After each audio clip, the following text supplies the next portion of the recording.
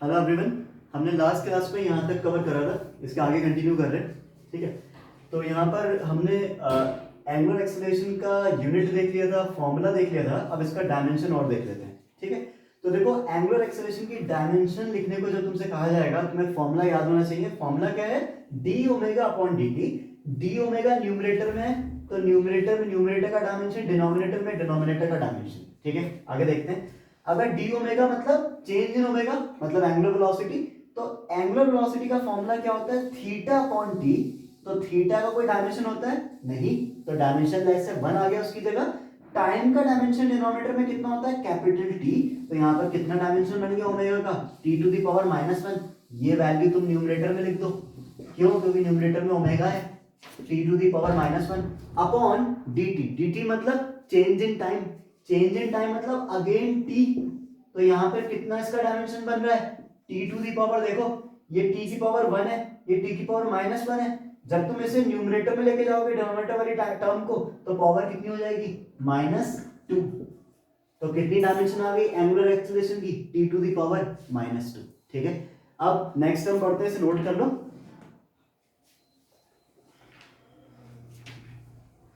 देखो अब next topic जो हम तुम्हें पढ़ाने जा रहे हैं वो है काइनेमेटिक्स। ठीक है, तो डायमेंशन में हमने बेसिक चीजें सारी देख ली, यूनिट्स एंड डायमेंशन में। और अभी आने वाले चैप्टर्स में कुछ टर्म्स आएंगी तो उनकी डायमेंशन हम तुम्हें वहीं क्लियर कर देंगे। ठीक है, लेकिन बेसिक आइडिया तुम्हें अभी हो गया डायमेंशन का। ठीक है, अब नेक्स्ट टॉपिक है, नेक्स्ट चैप्टर है काइनेमेटिक्स। ठीक है, अब देखो काइनेमेटिक्स क्या होता है। ये फिजिक्स का एक ऐसा ब्रांच है जिसमें हम केवल किसी बॉडी के मोशन के बारे में स्टडी करने वाले हैं। मतलब मैं यहां पर सिर्फ ये स्टडी करना चाहता हूं कि ये ब्लॉक है, इसका वेलोसिटी क्या है, इसका एक्सेलरेशन क्या है। अगर मैं केवल इन्हीं चीजों का स्टडी करने वाला हूं, मतलब मैं मोशन का स्टडी करने वाला हूं, तो मैं क्या पढ़ रहा हूं? इसका मतलब काइनेमेटिक्स पढ़ रहा हूं। लेकिन अगर मैं मोशन के कॉज के बारे में पढ़ना चाहता हूं, मैं ये देखना चाहता हूं कि ये मोशन आया कहां से, दैट मींस ये वेलोसिटी कहां से आई है, ये एक्सेलरेशन कहां से आ गया।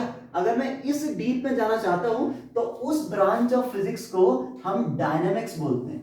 तो एक होता है काइनेमेटिक्स, एक होता है डायनेमिक्स। तो अभी हम तुम्हें क्या पढ़ा रहे हैं? काइनेमेटिक्स। ठीक है, एक बेसिक आइडिया हो गया। अब देखो यहां पर क्या है कि काइनेमेटिक्स में सबसे पहले तुम्हें एग्जाम में पूछ सकता है कि इक्वेशन ऑफ मोशन बताओ। मोशन मतलब जब बॉडी मूव कर रही है तो कौन कौन सी ऐसी इक्वेशंस हैं जिससे तुम वैल्यू पुट करके आंसर निकाल सकते हो दूसरी टर्म का। तो देखो वो क्या है। बेसिकली इक्वेशन ऑफ मोशन हमारे पास 3 है।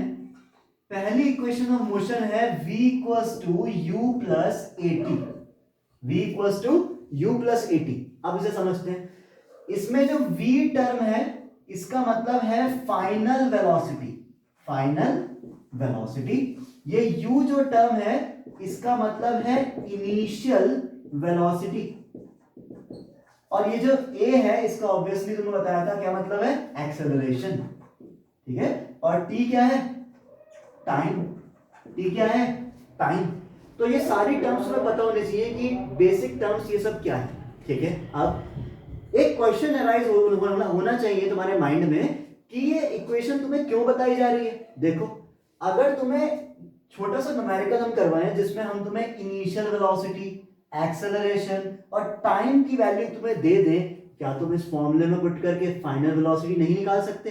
दैट मींस तुम्हें ये बेसिक आइडिया इस फॉर्मूले का होना चाहिए, क्योंकि इस बेसिक लेवल पर भी तुम्हारे एग्जाम में न्यूमेरिकल्स आ सकते हैं। ज्यादा डीप में न्यूमेरिकल नहीं आने वाले, बस डायरेक्ट वैल्यू पुट करो, आंसर आ गया। ठीक है, सेकेंड इक्वेशन ऑफ मोशन यहां से स्पेस बचा नहीं तो मैं नीचे बता देता हूं। सेकेंड इक्वेशन ऑफ मोशन है s equals to ut plus half a t square. s equals to ut plus half a t square. अब देखो ये क्या है, इसमें जो s है उसका मतलब है डिस्प्लेसमेंट। क्या मतलब है इसका? Displacement. What is displacement? Shortest distance, पढ़ाया तुम्हें। ठीक है, what is u? Initial velocity. What is t? Time. What is a? Acceleration. इसका मतलब अगर मैं तुम्हें टाइम, एक्सेलरेशन और इनिशियल वेलोसिटी दे दूं, क्या तुम ये निकाल सकते हो कि पार्टिकल ने कितना, बॉडी ने कितना डिस्टेंस कवर करा होगा? सपोज एक रोड है, इस रोड पे एक बॉडी है, वो u वेलोसिटी चल रही है, t टाइम तक के लिए मोशन हुआ उसका, और एक्सेलरेशन की वैल्यू भी गिवन है, सब कुछ गिवन है। तुम्हें बस इस इक्वेशन में वैल्यूज पुट करनी है और आंसर तुम्हें किसका मिल जाएगा कि एक पर्टिकुलर टाइम में इसने कितनी डिस्टेंस या डिस्प्लेसमेंट कवर करा होगा, ये तुम्हें मिल जाएगा। ठीक है, थर्ड इक्वेशन ऑफ मोशन होती है, third equation of motion v square equals to u square plus 2as। देखो इसमें v क्या है, फाइनल वेलोसिटी, u क्या है। ऐसा भी क्वेश्चन आ सकता है कि तुम्हें इक्वेशन दे देगा और तुमसे पूछेगा टर्म्स क्या क्या है इनके बारे में बताओ। ठीक है, ऐसा भी क्वेश्चन एक ऑब्जेक्टिव के रूप में आ सकता है। ठीक है, यहाँ पर v क्या है, फाइनल वेलोसिटी, u क्या है, इनिशियल वेलोसिटी, a क्या है, एक्सेलरेशन, और s क्या है, डिस्टेंस या डिस्प्लेसमेंट। ठीक है, तो ये तीनों इक्वेशन तुम्हें याद होनी चाहिए, इसका ज्यादा एप्लीकेशन नहीं आएगा, बस जनरल रूप में तुम्हें इक्वेशन याद होनी चाहिए। ठीक है, आगे कंटिन्यू करते हैं, इसे स्क्रीनशॉट ले लो, नोट कर लो, जैसा चाहे वैसे कर लो। ठीक है, ओके, नोट कर लिया। चलो अब अगला हम पढ़ने जा रहे हैं। अब देखो बहुत इंपॉर्टेंट चीज पढ़ने जा रहे हैं जिससे क्वेश्चन भी आया है। ठीक है, तो वो हम अब पढ़ने जा रहे हैं ग्राफ। ये ग्राफ बहुत ही इंपॉर्टेंट है, तुम्हें याद होने चाहिए टिप्स पर। ठीक है, पहला ग्राफ है जो हम तुम्हें स्टडी कराने वाले हैं। एक सेकेंड, पहले हम पढ़ने वाले हैं डिस्प्लेसमेंट टाइम ग्राफ।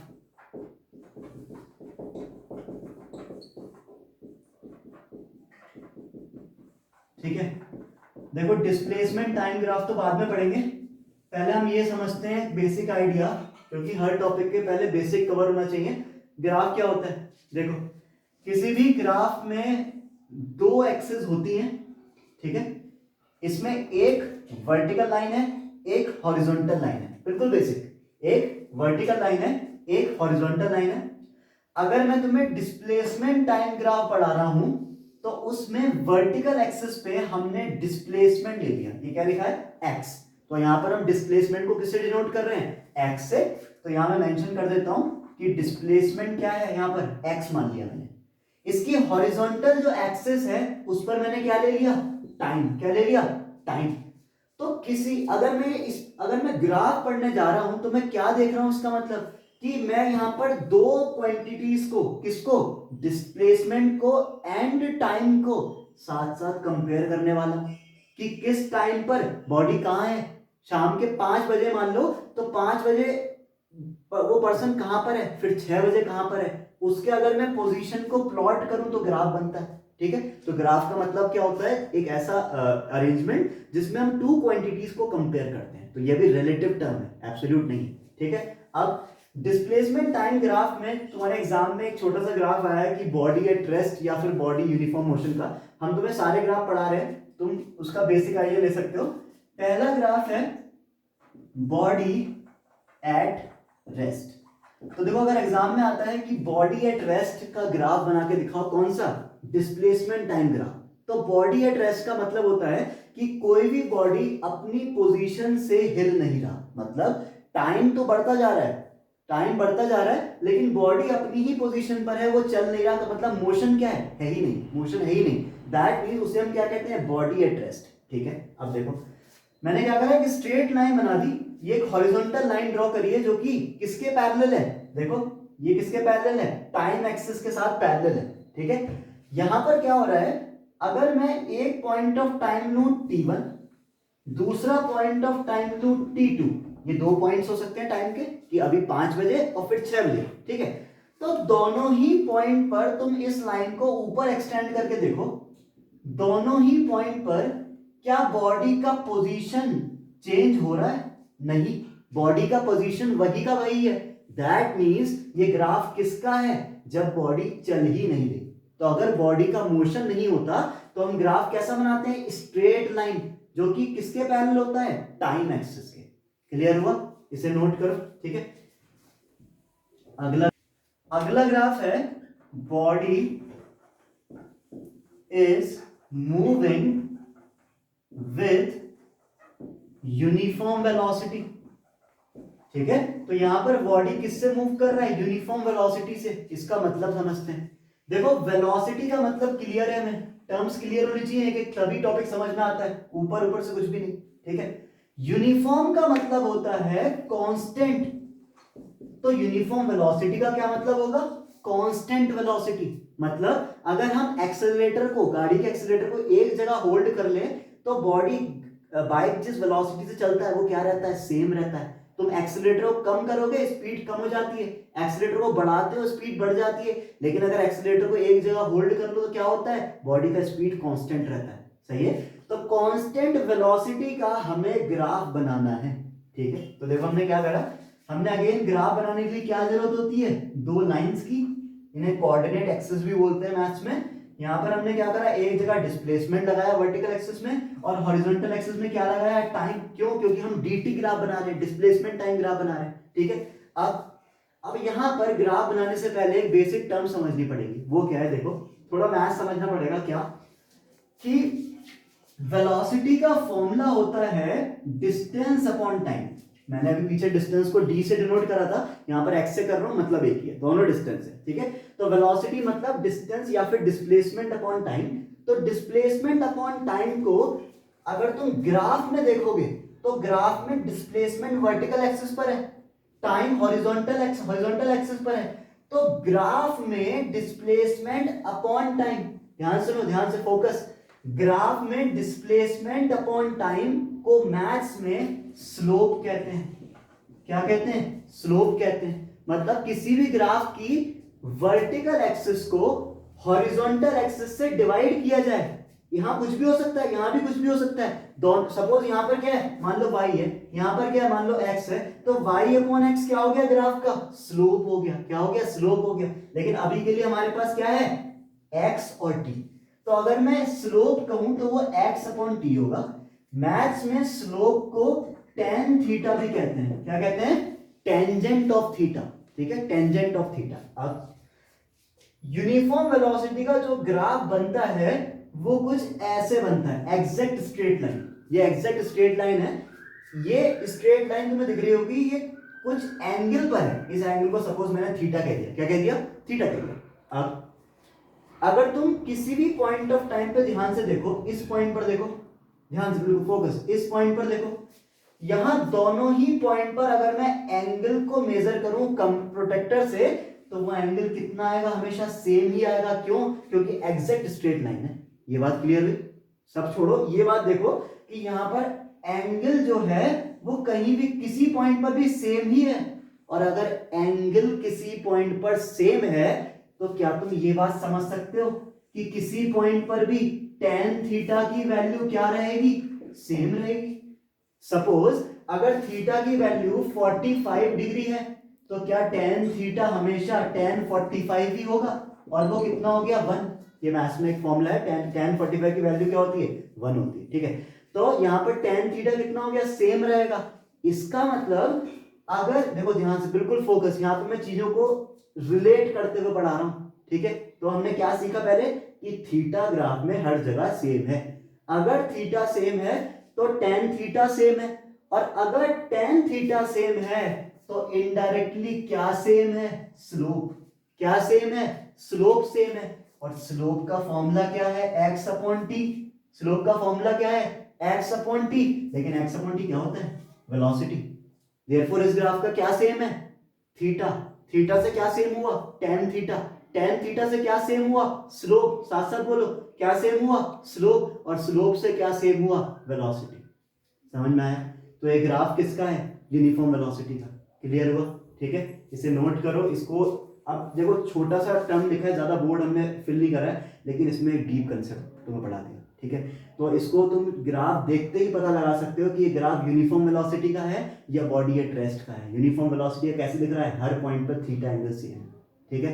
अब इसे नोट कर लो, आगे बढ़ाते हैं। ठीक है, तो नोट कर लिया तुमने।